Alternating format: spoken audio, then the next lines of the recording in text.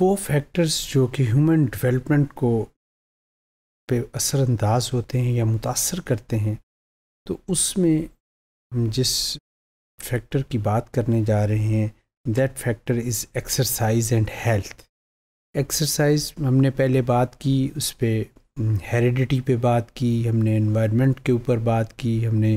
Gender یا sex کے اوپر بات کی کہ یہ کس طریقے سے ہیومن ڈیولپمنٹ کو متاثر کرتے ہیں. ایک اگر فیکٹر کی بات کریں that is health and exercise, یا دوسرے معنوں میں یہ یہاں پہ ایکسرسائز سے ہماری یہ مراد نہیں کہ ہم کتنی ٹریننگ کر رہے ہیں، وہ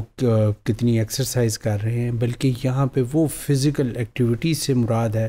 جو کہ عام طور کے اوپر بچے جو ہیں وہ انوالو ہوتے ہیں ڈفرینٹ فزیکل ایکٹیویٹیز میں، اور اس کے ساتھ ان کا ہیلتھ کا کیا تعلق ہے، یا اس کے ساتھ ان کی جو ڈیولپمنٹ ہے وہ اس پہ کس طریقے سے اثر انداز ہوتی ہے. So the word exercise here does not mean the physical exercises as a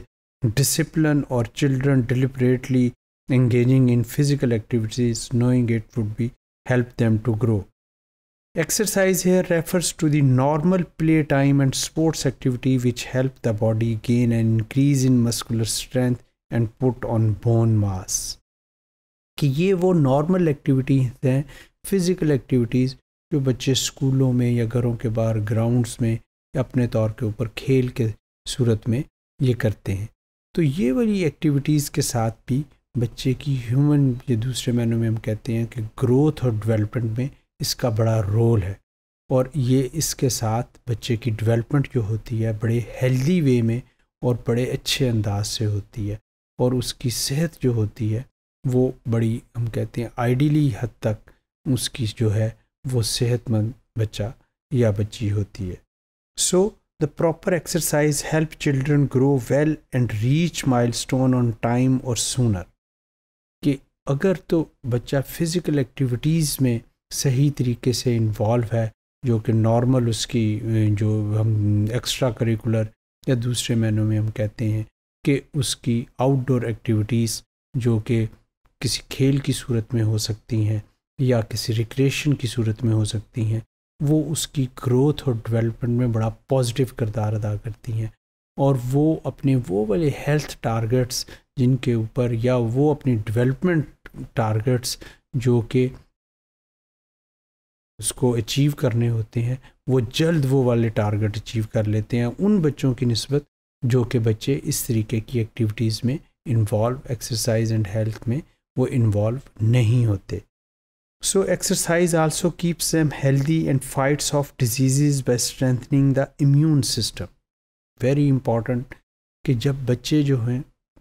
out door activities میں انوالو ہوتے ہیں، especially if they play outside، تو اس میں ان بچوں کی امیونٹی سے ہم کہتے ہیں کہ ریزسٹنس اگینسٹ دی ڈیزیزز، کہ قوت مدافعت جو ہوتی ہے ان کی وہ زیادہ اچھی ہوتی ہے towards those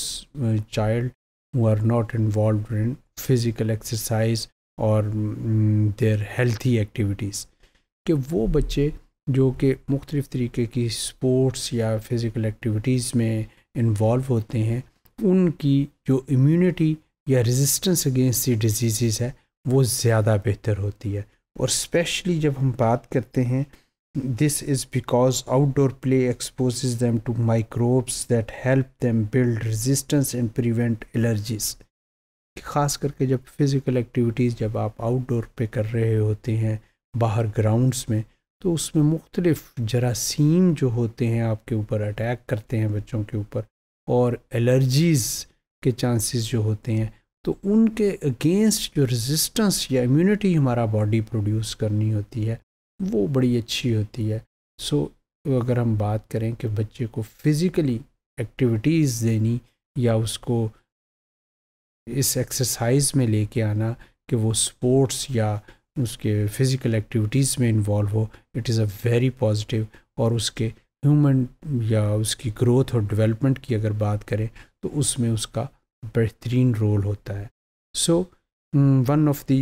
major factors which are influencing human development، تو اس میں ہم کہتے ہیں کہ ایک ایکسرسائز اور ہیلتھ ہے. کہ اگر آپ فزیکل ایکٹیویٹیز میں، اسپورٹس میں انوالو ہیں تو اس سے بھی بہتر ہوگی، اور اگر صحت اچھی ہے تو اس میں آپ کو ڈیزیزز ہونے کے کم سے کم چانس